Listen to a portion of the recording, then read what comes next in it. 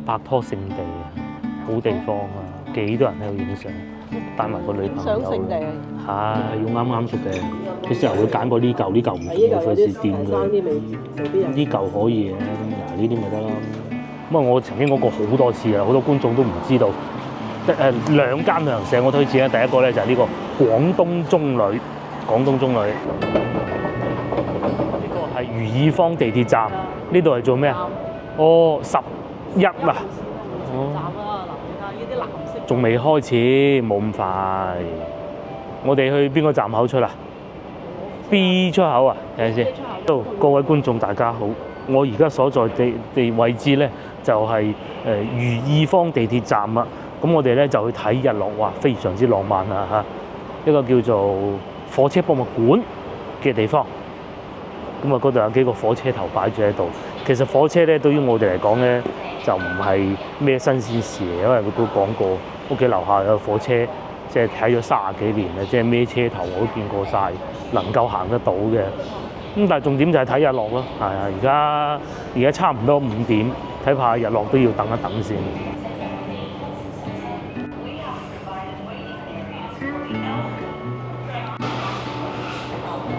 個博物館係要喺B 出口出去嘅，然之後佢呢個博物館咧係疫情嗰陣就已經係落成嘅，咁啊當時就冇辦法，因為疫情有好多嘢做唔到嘅嚇，咁啊到而家咧就反而又冇咗嗰種熱度咯。交通路線就好簡單啦，如意坊地鐵站啊 B 出口出嚟，一路往前行，其實就喺嗰棟樓嗰度附近嘅，我記得係。呢度啲屋係荔灣區首屈一指，芳村唔計，應該呢度算首屈一指啊，豪宅所在地。無端端又講豪宅，點解我又突然間想講豪宅？其實係咁嘅。呢個博物館咧所在嘅位置咧，咁以前真係有火車站嘅。但如果我冇記錯嘅話，應該叫西站嘅嚇。嗱，可能有錯，觀眾話俾我聽啦。咁但係呢度確實以前有火車站嘅。咁然之後咧，房地產嚟咗啦，火車站亦都搬走咗啦。然之後咧，呢度全部起晒樓。咁正如我先頭所講啊嚇，即係因為荔灣芳村呢幾年所謂嘅大興土木起屋咧，其實都係呢幾年嘅事情嚟嘅啫。但係我而家望到上邊呢啲咧，就係嗰幾年咧房地產爆發期啊起出嚟嘅屋嚟嘅。呢度有詹天佑博物館、詹天佑紀念小學都有嘅，所以咧呢度叫天佑醫院。就係咁解啦。同個老婆爭論咗好耐，咁啊嗰陣咧我就話南海廣州邊有理由啦咁。其實我好耐都唔知啊。後來咧慢慢自己再睇嗰啲書同埋揾嗰啲資料，其實當時我哋所稱之為嘅南海咧，就同而家嘅南海有少少唔同嘅。當時所謂嘅南海咧，其實就係大部分都係荔灣區嘅地方嚟嘅咁咯。喺呢度，我哋會見到好似好規範咁喎。左邊上去就係內環路，一路去洲頭咀碼頭。咁啊，再斜地對面咧，嗰度就係領展廣場上邊嗰啲樓盤啦。如果我冇記錯，好似係咪喺呢度入去嘅咧？係啦，嗱，嗰度已經寫住廣州鐵路博物館，雖然嗰啲字唔係好正楷啊嚇，係咪？已經寫住㗎啦，就喺呢度行入去。以前係鐵路，後尾咧變咗好多屋。大家都見到㗎啦。正對面係咩嘢？正對面石圍塘。係啦，石圍塘就係嗰個廣三鐵路啦。係。嗰度又有個博物館，我哋去過，但係因為嗰邊咧，即係冇點改造啊。原汁原味啊，同埋啲路好鬼難行入去啊。呢邊就難行啲。仲有一件事情係咁嘅，早排咧對面石圍塘咧火燭。哇！燒到呢邊睇到晒，嚇到啲人鬼咁，以為係呢邊火燭，咁啊最尾先知原來石圍塘對面可能嗰啲拆嗰啲唔知拆到啲乜嘢嘢出嚟啊，還是係點啊？嗰邊係爛地嚟嘅，可以講係。我哋之前去過，佢嗰度又唔搞翻。呢邊咧就係因為當時我講過啊，係鐵路嘅地方嚟嘅，咁所以咧上邊係有好多搬走咗個鐵路火車站之後變成咁啦。嗱，點樣去求證咧？話説係咁嘅，曾經有個觀眾咧就叫我揾對面佢曾經住過嘅一間屋，咁佢細個喺度住，而家好似移居咗美國定點啦啊！佢話當時就係鐵路嘅職工宿舍嚟嘅，好近一中嗰個方向咧，完全正確，就係呢度廣州鐵路博物館。咁啊，正前方咧就會停住好多火車。同我上次我嚟嘅時候仲係疫情啊，咁啊見到又多咗一個新嘅火車咯喎，不過睇上去好似好假咁嘅。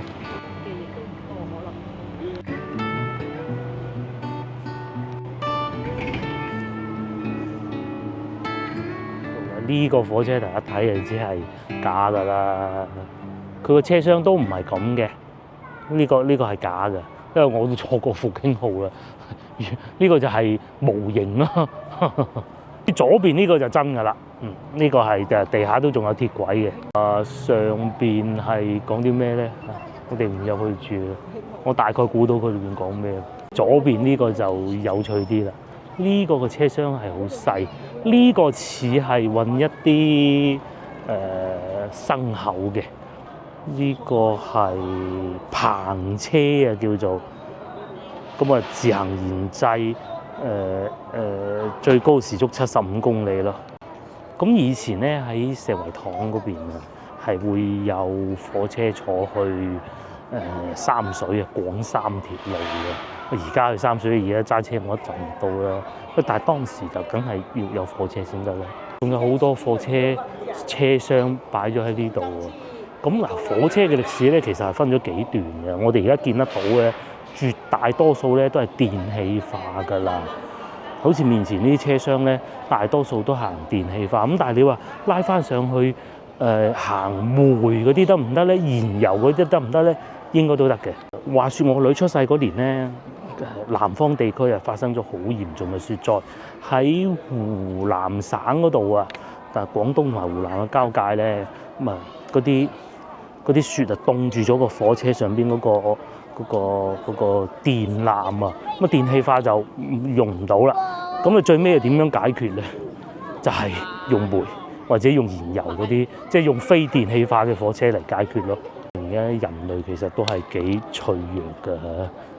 而家咧就變成一個影日落嘅好地方，亦都見到對面一棟一棟嗰啲高樓大廈起緊嗰啲咯，全部俾啲高樓大廈包圍住。空調餐車咁啊，以前係啊冇冷氣㗎，有啲餐車係呢個係長沙車輛段96年製造，記得大概97年度啦，就出現和諧號，即係你哋早期咧去深圳翻廣州往來嗰個咧，我哋覺得好奇怪，呢個車頭咁尖，同埋啫一聲就過咗去。我哋當時咧未翻到屋企，喺樓下經過嘅時候咧，都會聽到有火車經過係會好高嘅聲音走過嘅。同埋因為嗰條火車路，我哋屋企樓下嗰條火車路咧已經係差唔多準備升級改造，其實而家就少咗好多火車，同埋夜晚有時見到有啲工人喺度修整中咯。呢個勁喎，呢個係翻新到呢個就係蒸汽火車啦，就係我先頭所講咧，話要靠佢唔使用電氣化嗰種咧。1946年啊嚟建造嘅，最高時速咧係85公里咯，即係個車型係1946年啊，嗰度有寫，唔係我作嘅。咁同埋86年建造嘅。冇我咁大，但係個輪啊好大，佢仲寫住粵漢鐵路。咁即是話，如果當時要去武漢嘅話咧，咁啊喺呢度出發啦。漢即是漢口咁解。時至今日呢度就變成一個小朋友喺度呢度曬太陽嘅地方，同埋呢度勁行，你真係估唔到佢哋喺度做緊嘅，係嗰啲賣陳皮嗰啲商人啊，攞啲桶過嚟呢度曬陳皮啊！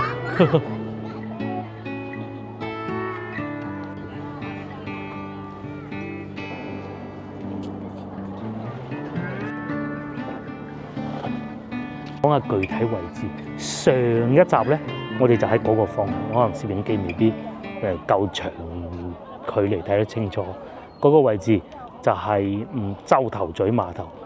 咁然之後再轉過嚟呢度咧，呢邊係芳村白鵝潭嗰個位置。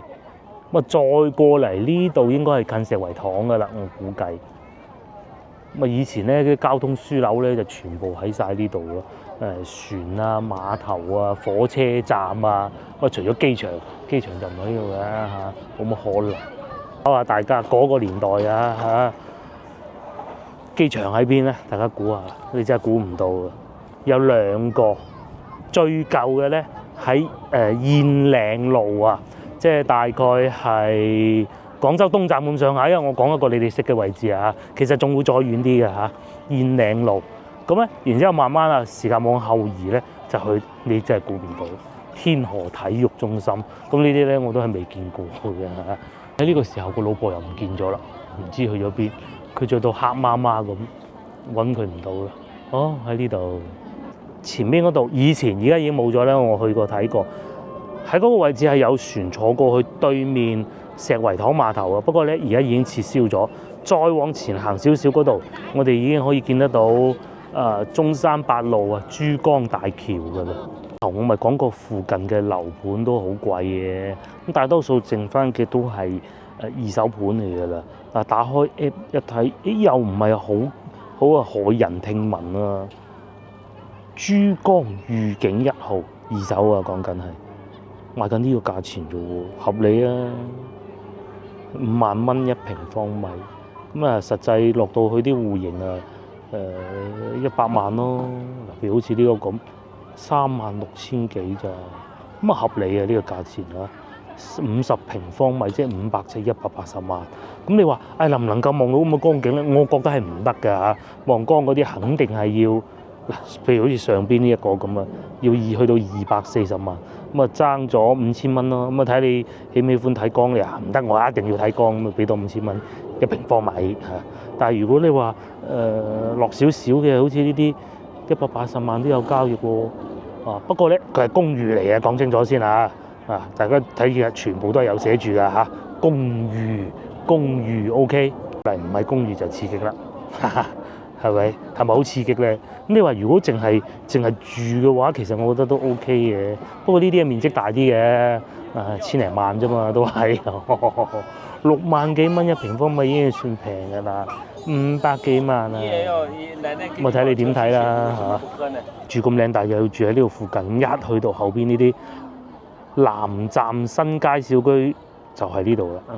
黃沙地鐵站近，係啊，先頭我咧都好似講錯，因為我實在唔係太肯定究竟當時呢度係叫南站抑還是係西站咧？照字面睇應該係叫南站啊，但係如果你再叫翻南站，可能會好容易同廣州南站混淆咯。黃沙火車站可能咁樣講咧就會清晰啲啦嚇。不過咧呢度已經停用咗好多年。而家嚟到鐵路博物館，又點能夠唔嚟鐵路呢度影翻張相？咁啊，假裝自己準備要去坐火車，要行鐵路咁樣咯。咁啊，如果你角度校得啱咧，係可以好似日落啦，坐火車走啦，好唏噓嘅一種感覺。咁同埋咧，因為佢火車等咗好多喺度，你係會營造一種感覺，角度擺得好咧，係會營造一種感覺，就係真係一個火車站度，唔係淨係一卡火車啦。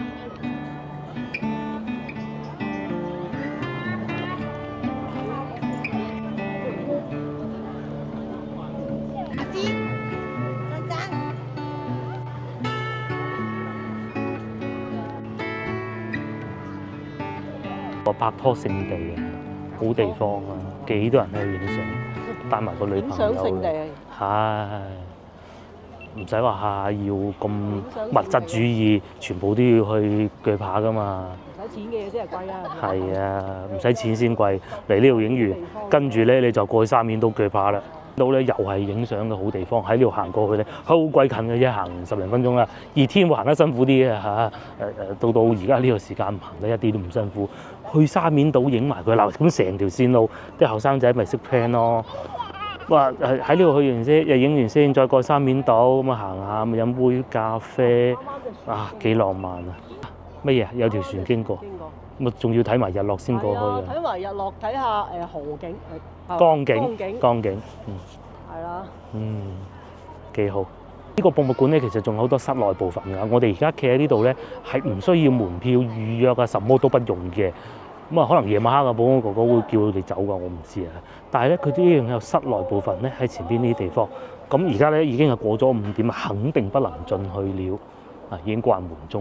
咁啊，裏邊睇下啲發動機啊、啲器材啊嗰啲咯。不過大多數人咧都係喺呢度影相居多嘅。睇完啦，啊係幾好嘅嚇，好過當時疫情嗰陣封住晒，咩都冇。咁然之後，上火車拍有沒有人看到人拉我，把這拉錯衣服的？啊？我不知道，我們剛來剛走的。哦。沒看到過。你見咗件衫，真係陰公，真係陰公。嗱，冇講咁多，我哋而家去食晚飯，翻到去泮塘嗰邊食嚇。終於又翻到嚟呢度，呢個地鐵站口，哇！點解先頭都冇睇得咁清楚？嗰度拆到咁樣嘅咧？呢個係裕芳大橋啊，仲起咗30年。我上邊已經搭緊嗰啲橋躉咯喎嚇，應該再要等多3年就得㗎啦。你好難想像得到咧，中國內地咧嗰啲基建咧係會咁耐嘅，有一個。規劃極都冇得整，係啊，整極都未起好㗎。即係佢係咩原因咧？佢係做緊嘅喎，佢唔係話仲要傾下先啦咁喎。係啊，傾咗好多年嘅咯，難想像到中國內地會有咁。我好記得咧，我阿叔住喺嗰度，佢住香港人佢話起地鐵，咁咧開始有自由行嗰陣就起地鐵啦，好我哋呢度咁。然之後咧，到早2年疫情嗰陣啊，終於開通咗啦。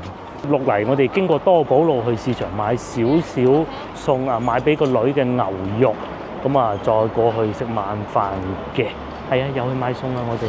將鏡頭擰過嚟呢邊又，哇都好靚喎，日落咁喎。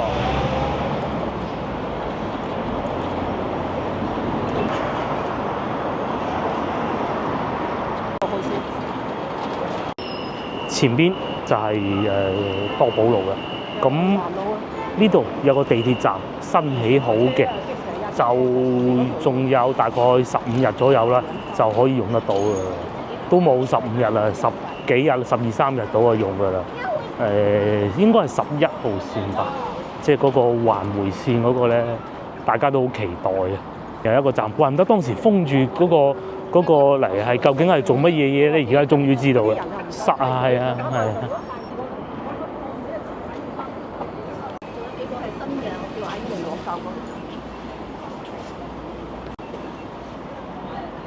知道咧，各位叫我影呢度佢曾經住過地方嗰位觀眾咧，仲有冇睇緊我呢個頻道嘅？但係我真係好記得嘅，佢都講過佢係鐵路家屬宿舍嚟嘅，就喺前邊少少嘅啫，前邊少少嗰度就係轉入去就係鐵路家屬宿舍。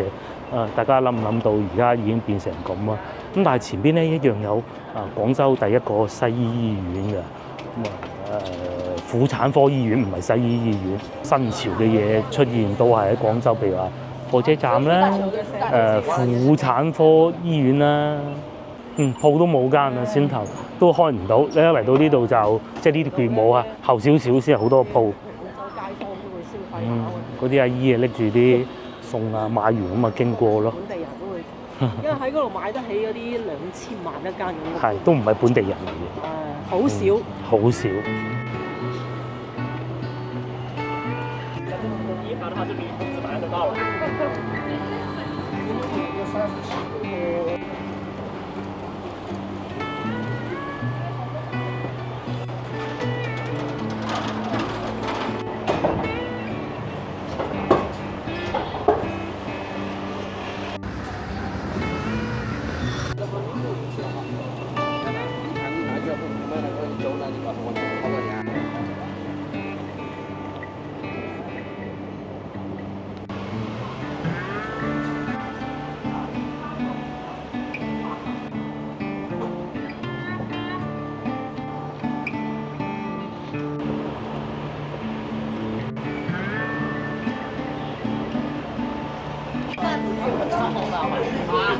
嚟舊城區呢邊係咪同仙樓嗰度好唔同啦？食腸粉啊，咩名唔好講啊！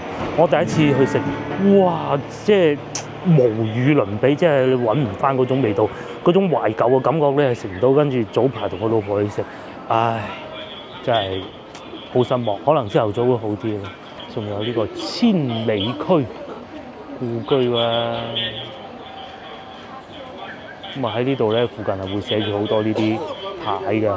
粵劇名伶嗰啲牌咧，以前好多粵劇名伶喺度住㗎。即係可能我估㗎咋嚇，會唔會係因為佢哋要去好多地方登台演出㗎嘛？咁嗱，我估㗎咋嚇，會唔會係呢個可能火車又方便啲啊？又或者係坐船啊，咁方便啲啦。老邱腸粉，如果我冇記錯，呢個餐廳都係好出名嘅嚇，食嗰啲潮汕風味嘅腸粉咧，只不過係5點半嘅，個天咧有啲黑。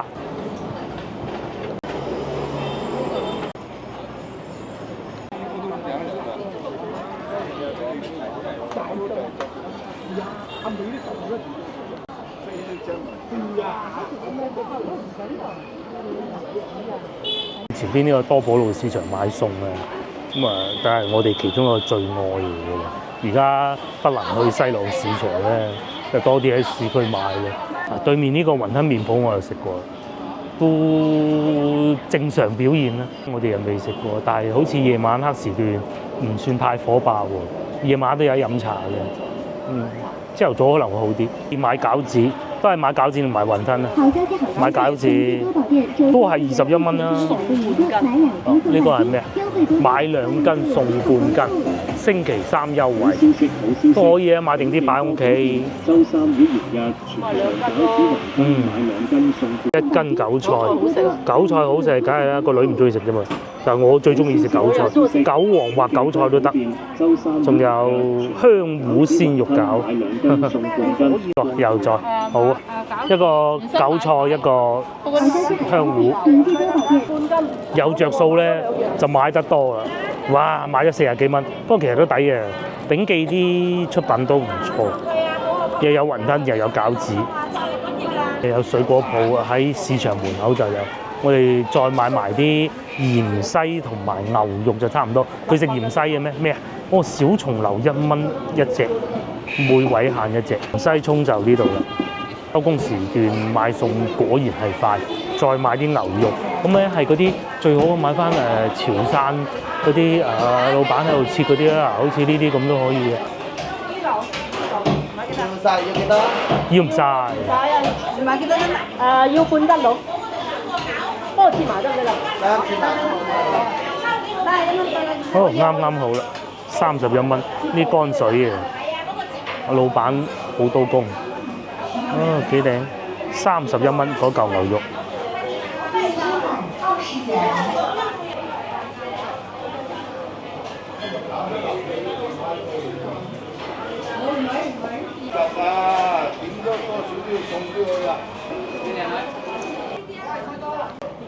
肉檔唔係太多，60啊，60啊，50咩？買咗30蚊咯，嗰嚿牛肉，你叫半斤㗎嘛，咁一切落去咪啱咗半斤，60啊，貴啲。差唔多夠6點啊，市場啊唔算好火爆。平時如果再早少少，好多人㗎噃，行唔到嗰種㗎噃。但係咧呢排咧啲生蠔就好肥美啊！我見到今朝早直播嘅時候，有觀眾又再問我，唔係香港人嚟嘅，因為我睇得出，因為佢哋用英文問嘅，香港人斷估都唔使用英文問啦。究竟因為嗰啲名詞佢係講得出㗎，佢知道係要打滴滴車，佢知道係要用電子支付，但係咧佢哋好大疑問咧，就係究竟境外嘅信用卡咧，或者銀行卡啦，能唔能夠綁定呢啲支付工具？咁首先咧，第一我係未試過嘅，但係我可以同大家保證，其實大概1年之前咧，我睇過一位嚟自馬來西亞博主啊，女仔嚟嘅，佢喺上海咧，咁啊梗係綁定佢喺馬來西亞發行嘅銀行卡㗎啦，一樣暢通無阻。唔係我哋面前呢啲商戶咧就用唔到嘅，因為點解咧？因為佢哋係個人用戶收錢㗎。咁就除咗呢啲以外咧，其他大多數都可以。譬如好似面前呢啲，我哋會稱之為走鬼檔啊。咁佢老細係自己個戶口收錢嘅啫嘛，咁啊所以就唔得嘅。反而面前呢啲鋪頭咧用得到嘅機會咧就大好多好多啊！咁你話有冇觀眾好似我哋咁翻到嚟市場買餸咧？咁我諗應該都唔係冇嘅，但係機會係少啲。咁但係如果你哋去麥當勞啊、去大家樂啊嗰啲去買嘢就基本上都冇問題嘅嚇。金啊，吉啊，可以拎到喎，可以拎到。你喺條街度行下，漫無目的咁行，發現有啲餐廳、小食店，你可以一試喎。咁你咪喺度俾錢咪得咯。呢啲鋪頭通常都係得嘅嚇。似乎水果店咧可以成功支付到嘅機會都係好大好大。咁味道咧，廣州就係呢啲橫街窄巷，而唔係珠江新城嗰啲高大上嘅寫字樓嗰啲，去到邊度都睇得到嘅啫嚇。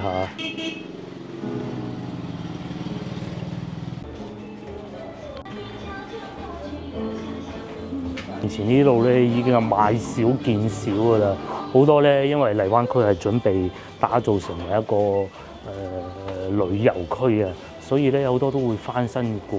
咁翻新有翻新好，而且佢哋翻新啲技術都好好啦，唔會話搞到好似太假嘅感覺。不過咧始終都不如舊嘅。啲巷仔度睇下啲西關大屋，嚟廣州玩必備幾樣嘢，仲有一個叫高德地圖，你一定要裝㗎。之前我都問過一啲香港觀眾，我有一次咧懶醒落到香港用 Google Map， 完全定唔到位，香港都定唔到。咁我最近一次落到香港嘅時候咧，我已經見到有好多高德地圖嘅廣告。咁原來咧好多香港人咧都係用高德地圖㗎，好準㗎。甚至乎喺香港或者內地都係好準嘅，好似我哋咁行緊呢啲橫街窄巷，邊係識啊？其實都係睇地圖嘅啫嚇。大方位我知道啱，咁就得㗎啦。咁冇地圖你點知呢條路係可以出得翻去嘅？係出得翻去路邊嘅。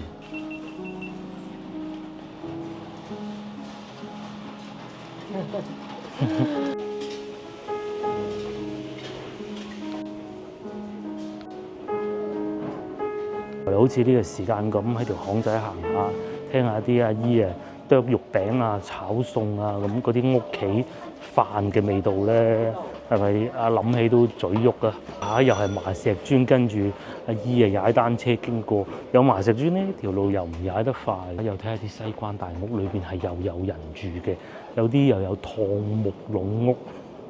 呢啲情景咧，即係佢係會慢慢唔見咗㗎啦。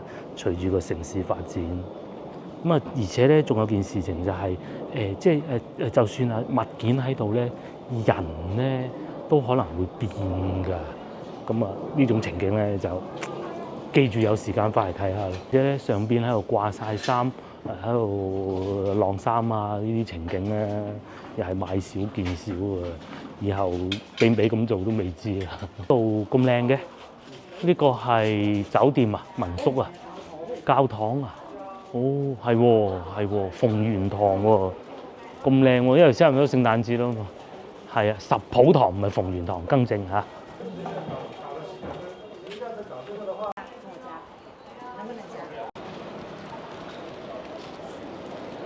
之後一行翻出嚟呢度就係西關大屋啦。咁成條龍津路又喺翻你面前，咁所以點解我哋成日話要行龍津路就係咁解嘅。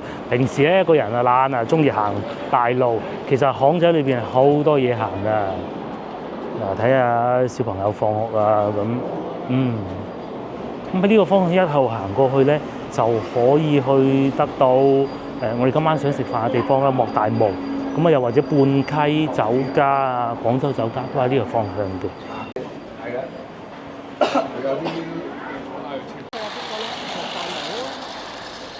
上星期經過係咁多人，一樣都仲係咁多人，梗係㗎啦，打煲啊，一收工就過嚟食啦，冇位㗎啦。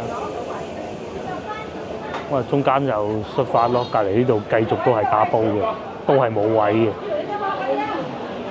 同埋咧有少少熱氣咁啊，所以都係不必啦。嗱，呢度都有位嘅。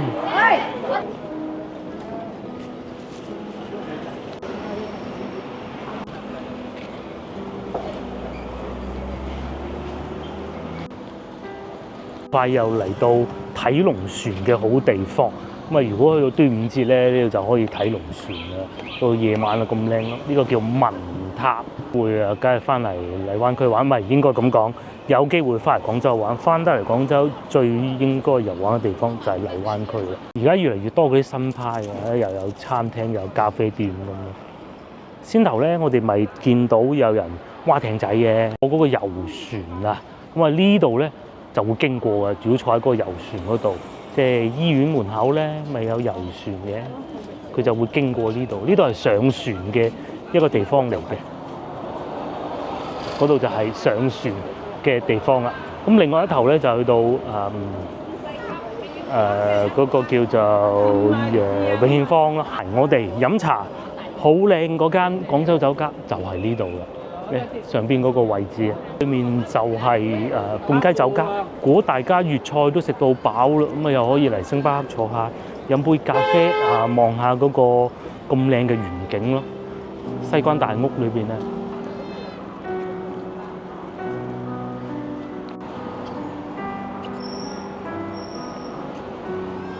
雞喎，仲有3隻喺度，應該有雞食啦今晚係嘛？88蚊一隻，50蚊半隻，就係呢度莫大木。嚟到眼花繚亂餐牌時間，莫大木傳統白切雞50蚊半隻，我哋係會叫呢個。上次嚟食過，食唔到啊，今次應該食得到啦。然之後上次我哋食過叉燒都好好，咁但係因為有白切雞就唔要叉燒，因為我哋想要個炒牛河。咁啊呢度嘅炒牛河又係上次又係食過，好精彩嘅嚇。同埋魚股人夠多啊，西關碌我啊78。另外仲有上次我哋食過啦，乳鴿都唔錯嘅嚇，特價23蚊一隻，都係好抵食，但係始終胃容量有限，冇辦法。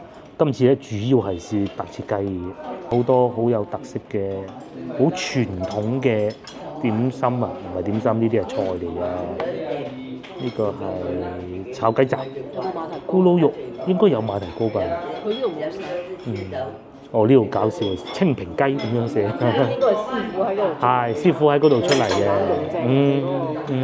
佢一個半糖田園五秀，22蚊一份。然之後乾炒牛河可以啊。呢度食過佢哋馬蹄糕都係唔錯嘅，唔知仲有冇送？如果冇咧，我哋俾錢都要買一份嚇。就咁啦，雞已經嚟，哇！佢個皮係呢個皮真係有啲黑。咁樣色嘅喎嚇，究竟有咩咁與眾不同嘅？佢唔係全熟嘅，個薑葱係睇上去有啲唔一樣，佢油唔多嘅薑葱。咁同埋咧喺餐廳裏邊咧，大多數都係本地嘅老街坊、阿姨啊咁樣、叔叔啊咁。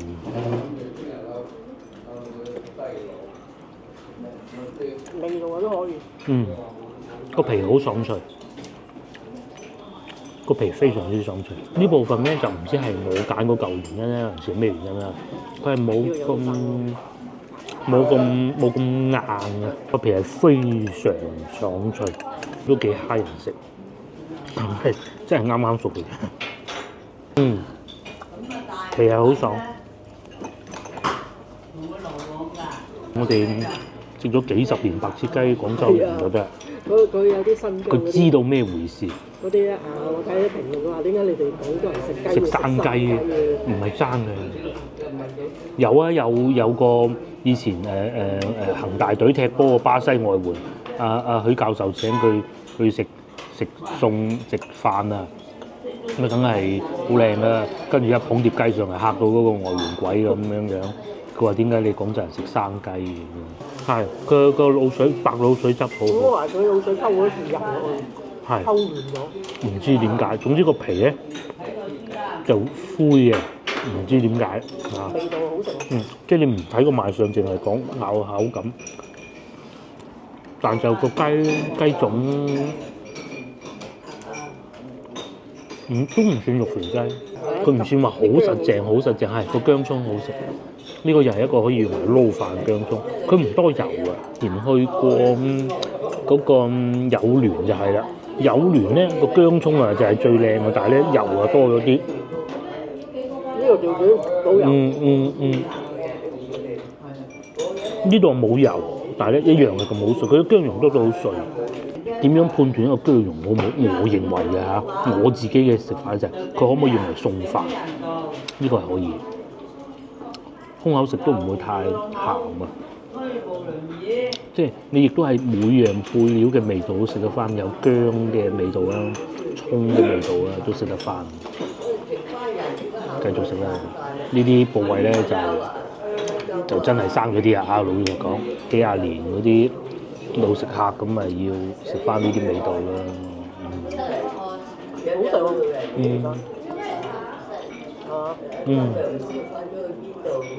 好食喎。一定係要啱啱熟嘅。佢時候會揀過呢嚿唔熟，我費事掂佢。呢嚿可以嘅，嗱呢啲咪得啦。老師傅唔會搞錯嘅。老師傅有冇食飯，佢又會唔記得，都仲可以。有冇落錯料去溝個白鹵水汁就應該唔會啊。做咗幾廿年。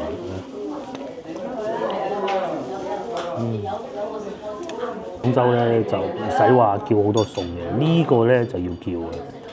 一上嚟你已經見到咧，阿師傅切到呢個蓮藕幾薄，觀塘五秀。揾唔揾得翻齊嘅？所有五秀。呢個時候唔齊都唔出奇啊！馬蹄應該有，蓮藕啊肯定有啦。呢個係菱角，呢個應該係馬蹄。咁啊，啱先我夾咗個膠白嘅，應該都齊晒㗎啦嚇。水生嘅莖類植物咧就好清熱嘅。原先咧我哋諗住食馬蹄糕嘅，冇貨賣晒啦。以前係送嘅，點解就賣都冇？咁啊，所以等陣我哋過隔離再買咯。馬蹄爽嘅想買。呢個又好鮮味啊！冇肉性似食緊肉咁咯，幾薄片都切得。全部都係個雞就係賣相差啲，其他都好好。仲有下邊有啲葱段。我最中意佢嘅皮同埋薑葱，好爽啊！要咬好耐嘅呢啲。跟住試下炒牛河。哇！之前食過一次啊，當時啊，我記得當時嘅感覺就係相對係，哇！點解好似唔係好對路咁喎？但係食落咧就好精彩嘅，我記得應該係呢個牛河嚟嘅。睇下我仲有冇記錯啊？首先咧，佢啲牛肉咧係牛柳嚟嘅，我記得係用個比較靚嘅牛肉。第二呢啲粉咧睇上去唔好以為係嗰啲優粉，其實咧係手工粉嚟嘅，係咪咧？我唔知我有冇記錯啊！有啲洋葱啦，有啲芽菜啦，芽菜俾我擺咗一段時間咧就腍咗。其實如果佢攞翻啲粗啲嘅芽菜會好啲咯。不過20蚊一碟，你用80蚊嘅標準去睇咧係不能夠嘅。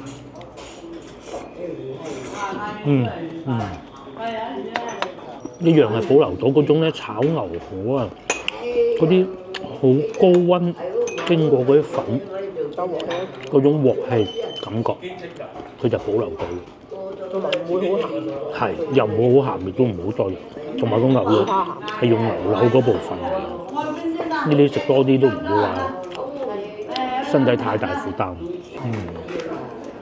仲保持到水準啊！翻嚟廣州咁食幾個小菜，呢啲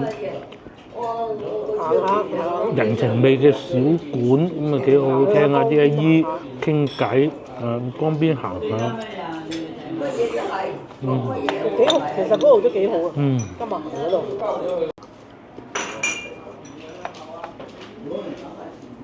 行下江邊睇下個博物館。咁啊，如果你話博物館唔中意睇，咪去沙面島啦，一樣可以影到相啊。不過嗰度咧就最啱我哋睇到對面江嗰啲前景咯，同埋嗰個火車就係要睇你以前有冇喺呢邊生活過。有呢一隻嚟嘅喎。係啊，有菱角啊，菱角要剝㗎，嗰味餸唔簡單嘅。係半糖五秀。菱角呢個係咩？膠白。膠白馬蹄。馬蹄、蓮藕，好少用到菱角嘅。對上好似食我唔記得幾時。同埋功夫又多咧，呢味咧叫功夫菜嚟嘅，起碼有幾薄嘅切到。馬蹄又係又要批啊！搬開老婆提醒我半攞50記留咗一樣，就係慈菇。細個我都會食嘅，我阿嬸好中意食嘅，就係呢個。應該半島五秀裏邊咧，慈菇我算食得比較多嘅。細個阿嬸老人炆嗰啲燒肉啊嗰啲啊。而家荔灣湖都冇咗啦，冇呢啲。冇啦，冇。包最終埋單103蚊，佢又對緊數，仲有一盒攞翻去俾個女嘅。最驚喜咧係個半糖五秀，係真五秀嚟嘅嚇，即係唔係話其他嗰啲唔好食嚇，唔係話唔好食，呢個咧真難得，真係齊晒嘅喎，5樣嘢。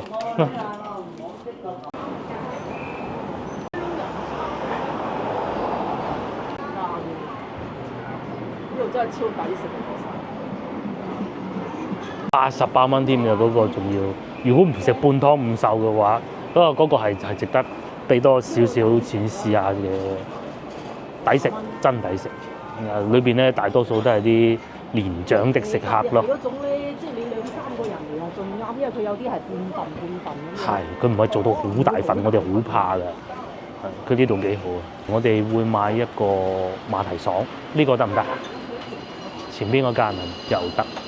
咁啊，如果你話唔中意食粵菜坐低，咁啊食下呢個都可以啊。呢一間係呢一間啊，呢間唔係，係前邊靈記。呢間都係小食嗰個食瀨粉嘅。牛雞啊！依家呢個就係香裙米芝蓮，而家冇之前咁火爆啊！再過多一段時間啦，今日係一個工作日嚟嘅，星期三最唔想出嚟食飯嘅一日嚟㗎。過多2日啦，又或者遲啲放假啦，好火爆。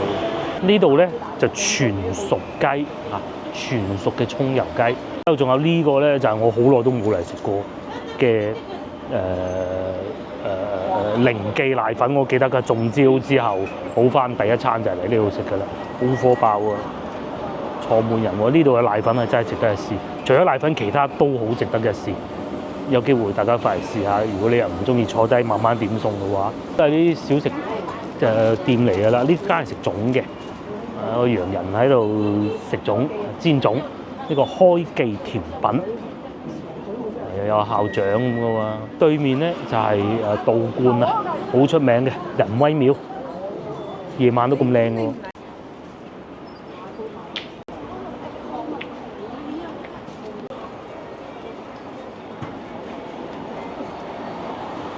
各位觀眾，如果翻到嚟廣州，想喺周邊遊玩，又唔似我哋咁，又話揸車，又話高鐵嘅咧，其實可以嚟旅行社報嘅。咁啊，我曾經講過好多次啦，好多觀眾都唔知道。2間旅行社我推薦咧，第一個咧就係呢個廣東中旅，廣東中旅啊。第二個咧就廣之旅，咁啊都係國企嚟嘅。咁啊當然我唔會叫大家去再坐飛機去歐洲玩啊，其實省內遊啊或者跨省遊啊都可以嘅。記住啊！呢個係廣東中旅社，但係咧呢啲係大國企做嘅旅行社嚟啊！佢又唔需要擔心話啊，佢呃鬼你啊！明明可能住嘅酒店你冇持內地身份證不能入住，佢就話呃你話得咁啊，去到就唔知點辦嗰啲咧，唔會嘅，你放心啦嚇。大國企啊，佢會下邊有寫住，會話俾你聽。有一個腸粉店開咗好耐㗎啦。之前就係5站機嚟嘅呢個位置，後尾又換咗咯。我哋諗住買個馬蹄爽嘅都揾唔到咯，冇咗。我記得仲有一間喺大概呢。係啦，記錯咗啦。記錯咗啦。咁啊，前邊咧都仲有幾間旅行社啊！喺廣州咧有幾條路咧係好多旅行社。好多啊！海珠區有一個，呢度係其中一條。咁最多咧就梗係公園前啦嚇。呢度又有攜程旅行。嗱，我唔係話呢啲唔好，呢啲咧就會價錢再適宜啲。但係你話揀翻啲平時本地報金馬係啊，金馬多，康輝多。有時候會報呢啲嘅。假日通都會呢啲平嘅。咁各位觀眾翻到嚟玩，你梗係想報翻啲大啲嘅旅行社咁啊，廣之旅同埋廣東中旅就肯定冇問題㗎啦。都係差唔多。其實都係差唔多嘅啫。但係佢會解釋得詳細啲，同埋會幫你查清楚究竟持海外護照能唔能夠入住啦。譬如好似我阿三叔咁樣，疫情之前有一次佢去過雲南玩，咁啊仲有我阿五姑姐添，我記得係好似四姑姐都有份。咁啊雲南玩咯，咁啊一定係要問清楚先得㗎，唔係去到嗰度先至話呢樣唔得，嗰樣唔得啊，好頭痕嘅。一飽又可以行下半塘村。翻過去地鐵站咯。咁其實如果大家要行嘅咧，就最好唔好行村啊，除非你認得大概方位咯。半塘村一路行翻出去就係嗰個地鐵站啊，中山八路地鐵站。半塘最出名就係呢個。只不過而家嚟撈湖啊，交翻俾政府。係冇種㗎啦，邊個種啊？仲俾你種田啊？係啊，冇種㗎啦。呢度都係城中村嚟㗎嚇。都仲係村民嘅地方嚟嘅，咁有好多產業嘅，呢啲就理髮鋪啊，前邊啊最主要係賣童裝為主，係啊，嗰啲最慘啊！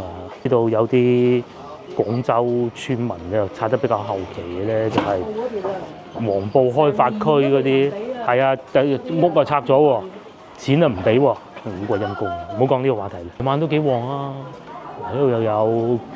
託管啊，嗰啲爸爸媽媽未收工啊，咁啲小朋友點辦咧？又要做功課喎，咁就係呢啲託管中心咯，幾間㗎。前邊仲有個車想入嚟，梗係入唔到啦。村路就係咁啦，過唔到啊。大家都唔好讓大家。哇！沒事，我前面看完。村路嚟嘅喎，又過得到嗰部車，咁入得到嚟，出得到去㗎啦。係，如果我哋嗰部歐拉就過得到啦，游刃有餘嘅。嗰部真係。啊，游刃有餘啊！喺周邊旅遊飲食真係。呢啲都入得到嚟。真係無敵。停埋一邊都仲得啊！嗰度入嚟啲路仔啊，絕對唔需要擔心啊！我講我哋嗰部歐拉啊，呢個撞到，哎呦，痕忍啊！就會搞一邊。嗰部車最初咧，佢設計師係歐洲嚟嘅。佢最初咧係賣去歐洲啊，因為點解咧？嗱，國內咧就冇咁嘅法例啊嚇。佢歐洲咧嗰個燈啊，細燈唔係叫大燈，前邊嘅細燈係要長着㗎，係歐洲規定㗎。所以佢咪冇錢賺啊，老細咪。係啊，佢最初係想賣歐洲嘅，後尾咧就咁啊歐洲市場賣唔到，梗係賣埋國內先㗎啦。誰不知歐洲啊賣唔到啊，國內咧又冇芯片啦，咁國內梗係冇賣去歐洲賺咁多㗎啦，真係陰公。又翻到嚟車水馬龍嘅中山八路啦。咁啊喺左邊過去咧就係地鐵站。咁集影片先到呢度結束，幫忙 share 我嘅影片俾你嘅朋友，同埋幫我點個 like 嘅。下集見，拜拜。